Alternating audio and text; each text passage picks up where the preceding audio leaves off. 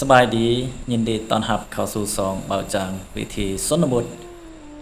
สำหรับคลิปนี้เบาจางจะพาทุกคนมารับชมอีกหมู่บ้านแห่งหนึ่งในสปปลาวที่แขวงเซกองเมืองกะลึมเป็นหมู่บ้านเล็กๆแห่งหนึ่งที่ตั้งอยู่ที่หุบเขา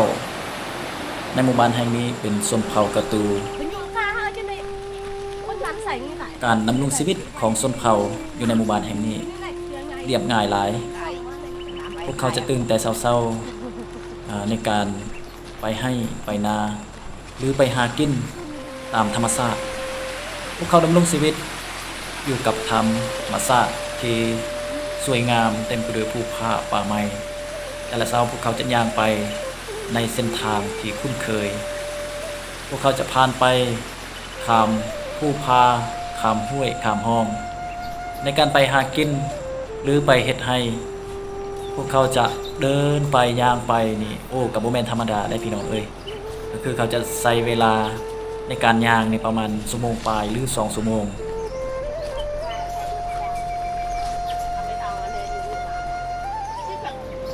แม่น้ำแห่งนี้เป็นแม่น้ำที่ใหญ่เนาะแล้วก็เลิกลายบางบอนเป็นอุปสรรคปัญหาในการทำอาหารกินหรือในการเดินไปสำหรับชาวบ้านก็เลยคิดไอเดียเนาะในการสร้างครัวอู้ได้พี่น้องนี่พวกเขาจะเอาสายไฟฟ้าเนาะมาสานแล้วก็เอาไม้ห้องอยู่ลุมในการย่างไปโอ้โหเป็นไอเดียที่คักลายได้พี่น้องเวลาน้ำใหญ่เนาะหรือว่าฝนตกนี่ชาวบ้านจะบ่ย่านนะเขาสามารถไปทำอาหารกินได้ไปให้ไปนาได้เนาะเพราะว่ามีครัวที่สูงจากระดับน้ำนี่พอสมควร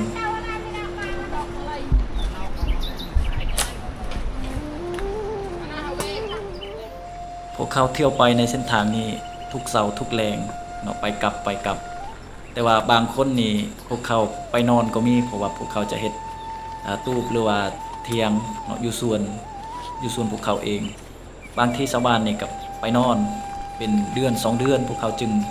กลับบ้านพวกเขาทำอาหารกินกับธรรมชาติแล้วก็หาปลาจากแม่น้ำลำธารพวกเขาดำรงชีวิตอยู่กับธรรมชาติเลยอย่างมีความสุข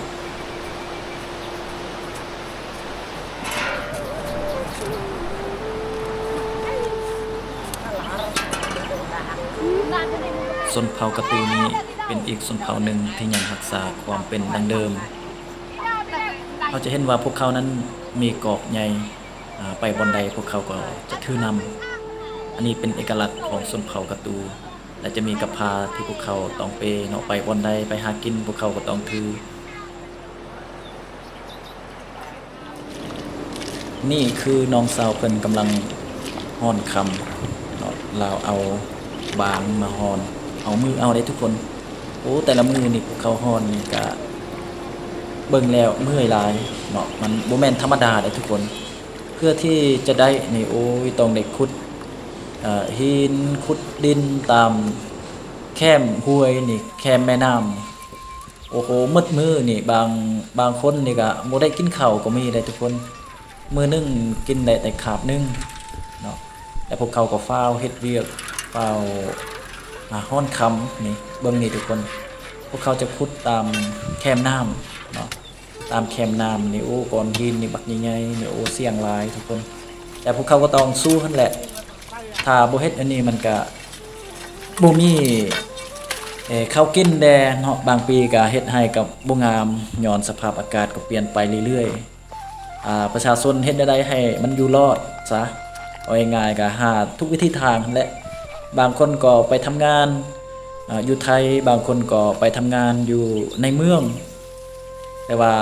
บางคนนี่ก็บ่ได้ไปทำงานในเมืองก็ทำมาหากินอยู่แถวบ้านนั่นแหละทุกคน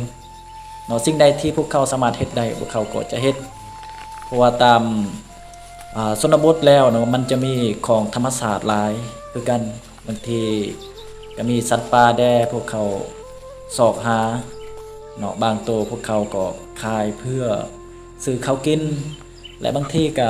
ดอกแคมแน่เนาะยำฮอดดอกแคมพวกเขาก็ตัดดอกแคมไปขาย บ่าวจางเองก็เป็นคนหนึ่งที่อยู่บ้านนอกคอกนาคือกันเนาะบ่าวจางก็เข้าใจการใช้ชีวิตของพวกเขา แต่ว่ามันม่วนได้ทุกคนเฮาได้สัมผัสกับบรรยากาศที่เย็นๆเนาะเฮาได้ไปภูพาเฮาได้อยู่กับธรรมชาตินี่บ่าวจางรู้สึกว่าโอ้มันม่วนหลายถึงแม้นว่าเฮาบ่ได้มีเงินหลายเนาะบ่มีข้าวหลายแต่ว่ามันก็อบอุ่นอีกแบบหนึงเลยทุกคน เพราะว่าแต่ละมือเฮาหากินเฮาก็พอได้เลี้ยงชีพนะแต่ละมือนี่ก็บ่ได้วุ่นวายมันบ่คือในเมืองได้เนาะในเมืองนี่ถ้าบ่มีเงินนี่โอ้ลำบากแล้วได้ทุกคนถ้าบ่มีเงินนี่อยู่ลำบากแต่ว่าอยู่ธรรมชาตินี่สิ่งใดที่เฮาสามารถหาได้เฮาสามารถปลูกได้กล้วยบ่หรือว่ามักอึบ่เฮาก็สามารถปลูกสิ่งเหล่านี้และกินได้ทุกคน อันนี้เขาจะเห็นอีกความสุขหนึ่งที่อยู่ในชนบทเนาะกาบ่ได้ไปแข่งกับไผอันนี้ก็เป็นอีกความสุขหนึ่งเนาะได้สัมผัสกับบรรยากาศที่เย็นๆดีๆเห็นภูผาป่าไม้อยู่ส่วนนี้พวกเขาก็จะเฮ็ดเที่ยงเพื่อที่จะนอนพักผ่อนหรือว่ามื้อใดที่พวกเขารู้สึกเมื่อยๆเนี่ยบ่ได้กลับบ้านก็สามารถพักผ่อนนอนอยู่ในเที่ยงนี้ได้บางมื้อเนาะพวกเขาก็จะอยู่นี่เลยเป็นเดือน2เดือนจึงได้กลับบ้านพวกเขาจะอยู่กับธรรมชาติแบบนี้ทุกคนแต่ละวันแต่ละมื้อนี่ก็การใช้ชีวิตนี่เรียบง่ายหลายเนาะก็บ่ได้กังวลอิหยังแล้วก็บ่ได้แข่งกับไผอันนี้เราจะเห็นการใช้ชีวิตที่ชนบทมันก็บ่มีไฟฟ้าบ่มีสัญญาณเนาะเด็กน้อยพวกเขาก็จะบ่ได้ใส่โทรศัพท์เนาะเราจะเห็นพวกเขาจะเฮ็ดเวียกตำข้าวบ่หรือว่าลิ้นนำพ่อแม่เนาะเด็กน้อยนี่น้อยๆนี่บางทีหมดครอบครัวพวกเขาจะอยู่นี่เบาจางรู้สึกว่ามีความสุขหลายเนาะที่ได้สัมผัสกับบรรยากาศแบบนี้เนาะมีภูผาป่าไม้มีห้วยน้ำลำธารได้เห็นถึงแบบเฮือนเก่าๆเฮือนดังเดิมได้เห็นถึงวิถีชีวิตที่ดังเดิมแบบแต่เก่าตอนที่เฮายังน้อยมันยากที่เฮาจะหาและก็จะพบและจะเห็นแบบนี้ได้ทุกคนเพราะว่าอยู่ในเมืองนี่จะเป็นอีกแบบหนึงถ้าเฮาใช้ชีวิตเนาะจะเห็นความวุ่นวายหรือว่ารถรางพาหนะต่างๆความเจริญรุ่งเรืองนี่เฮาก็จะเห็นอยู่ในตัวเมืองแต่ว่าถ้าเฮาไปชนบทนี่เฮาก็จะเห็นอีกแบบหนึงการใช้ชีวิตนี่พวกเขาจะอยู่อย่างเรียบง่ายเนาะอยู่กับธรรมชาติคือเฮาจะเห็นแบบนี้แหละทุกคนการใช้ชีวิตนี่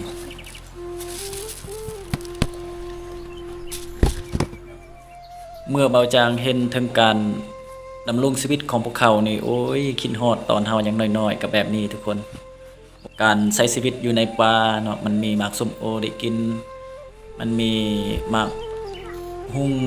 มีอ้อยนี่ตอนน้อยๆนี่ตอนพ่อแม่เอามาจากให้นี่เนาะตอนแรงนี่โอ้ยแลนมาหาโลดแล้วเนาะสอกหาอ้อยหมากส้มโอบ่หมากหุ่งบ่นี่โอ้คิดฮอดตอนยังน้อยนี่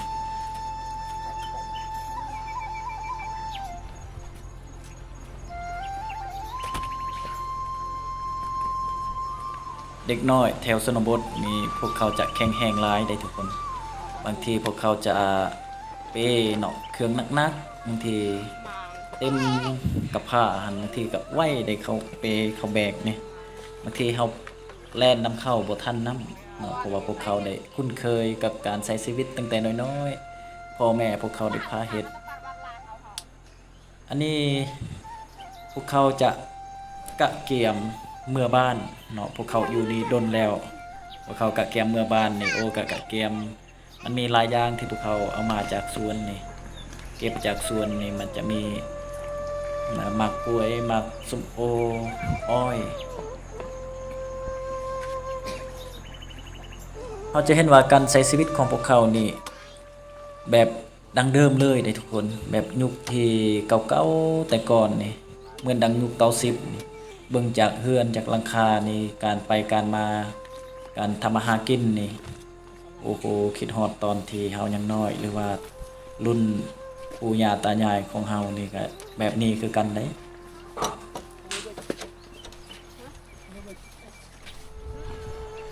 ตอนนี้พวกเขาได้เดินทางกลับบ้านแล้วนี่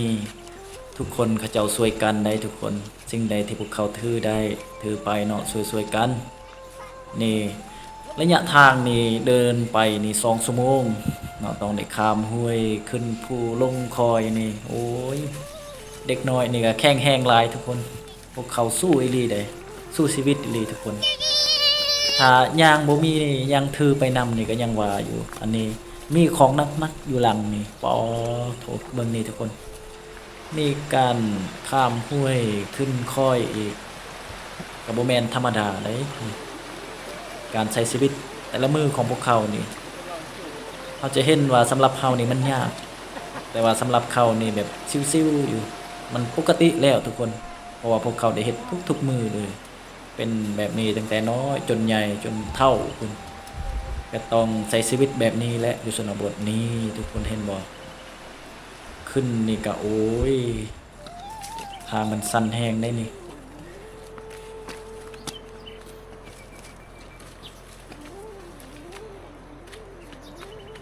นี่ฮอดบ้านแล้วนี่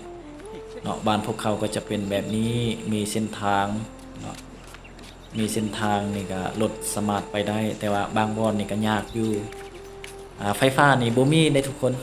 สัญญาณนี่ก็บ่มีเนาะพวกเขาจะอาศัยอยู่แบบนี้แหละหลังจากที่พวกเขาได้มาฮอดบ้านแล้วแต่ละคนนี่ก็แยกย้ายกันเนาะเขาเฮือนไผเฮือนมันหมดแล้วบาดนี้แต่ตอนเช้ามาพวกเขาก็จะตื่นตั้งแต่เช้าๆก็จะไปเป็นกลุ่มแบบนี้อีกตอนกลับมาตอนแรงก็กลับมาเป็นกลุ่มเนาะช่วยกันถือของปัดฮอดเฮือนแล้วก็เขาเฮือนไผเฮือนมันเนาะแต่งอยู่หากินตอนแรงก็เขานอนตอนกลางคืน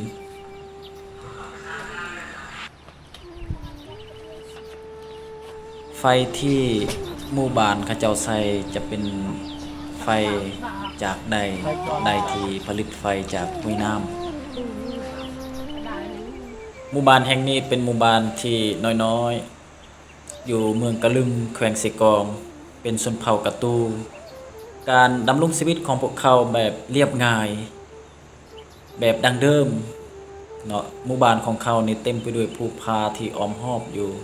พวกเขาจะอยู่ที่หุบเขาเลยทุกคนเอาคลิปนี้ก็จบเพียงเท่านี้เด้อทุกคนขอบใจหลายๆที่ทุกคนได้รับชมคลิปเบาจางขอขอบใจ